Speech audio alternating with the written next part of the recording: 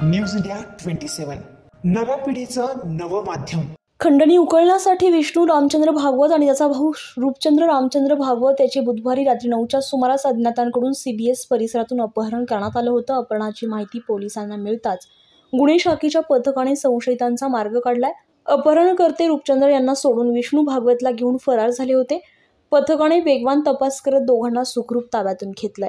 सुमारे 4 कोटी रुपयांची खंडणी उकळण्याच्या उद्देशाने अज्ञातांनी सुपारी घेऊन त्यांचे अपहरण केल्याची प्राथमिक माहिती पोलिसांच्या तपासातून समोर आली आहे। दोघा भावांची सुखरूप सुटका करण्यात पोलिसांना यश आलंय। या अपहरणामध्ये मुख्य आरोपी राकेश सोनार, सुनील चव्हाण, संभाजी कवळे, प्रशांत सूर्यवंशी हे आरोपी फरार आहेत। या आरोपींना 24 तासातच अटक करण्यात येईल असं वरिष्ठ पोलीस निरीक्षक श्रीमणवार यांनी सांगितलंय।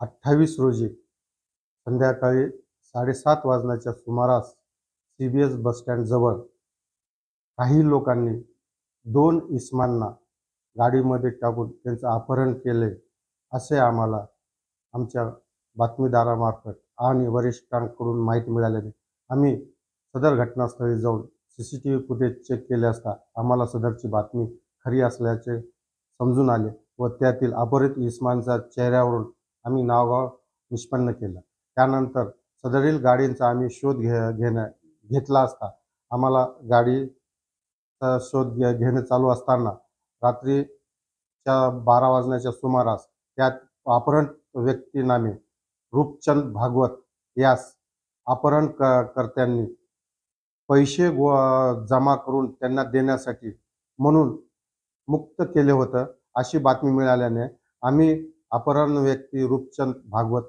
यास घेऊन येऊन त्याच्याकडून सदर घटनेची हकीकत विचारली असता त्यांनी आम्हाला सांगितले की मला व त्याचा भाऊ विष्णू भागवत असे आम्हा दोघांना अपहरण करून आमच्याकडून 4 कोटी 10 लाख रुपयाचे मागणी करत आहेत व पैसे गोळा करण्यासाठी त्यांनी मला मुक्त केलेलं असं सांगितले।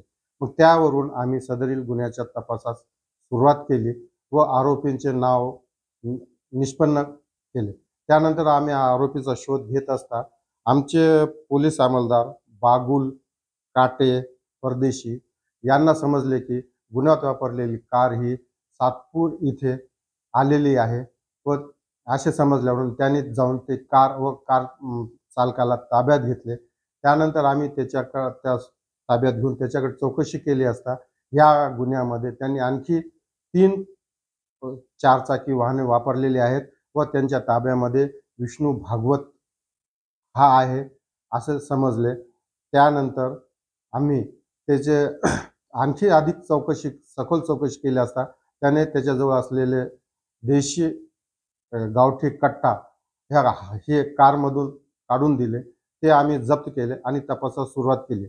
जसे आम्हाला नावं समजली ती नावे अशा प्रकारे मुख्य आरोपी यातील राकेश सोनार, सुनील चव्हाण, संभाजी कवळे व प्रशांत सूर्यवंशी आणि अपहरित व्यक्ती विष्णू भागवत यांचा शोध घेण्याचा आम्ही रात्रभर प्रयत्न केला।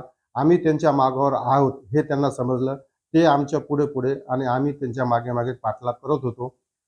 तर त्यांनी आमचा पाठलाग बघून अपहरण व्यक्ती विष्णू भागवत यास लोणी तालुका राहता जिल्हा अहमदनगर या ठिकाणी मुक्त केले व सदरील आरोपी आमच्यापासून दूर पळून गेले। त्यानंतर आम्ही अपहरित व्यक्ती विष्णू भागवत यास घेऊन नाशिक शहराला आलो व सरकारवाडा पोलीस स्टेशन येथे त्या संबंधाने गुन्हा दाखल केला।